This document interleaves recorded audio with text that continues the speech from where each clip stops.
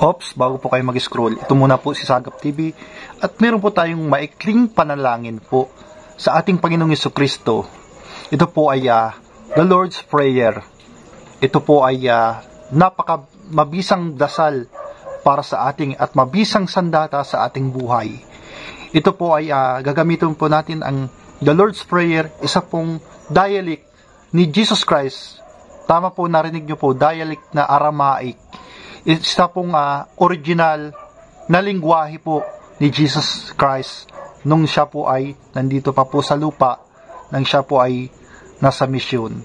Sabayan nyo po ako magdasal ng the Lord's Prayer sa Aramaic. Abundi Bashmaya Yet Kadesh Mak Taite Malkotak Ni Wei Sebyanak Aikan de Bashmaya Akbara Lakman di Sukanan Yamana Hablan Yumadin Washbuklan Kaben di Afs Hanna Chukban Aikaiben Olo Ilan Lani Yesana Heiseland Min Bisha. Amen. Ayan po ang the Lord's Prayer sa Aramaic. Mag-iingat po kayong lahat.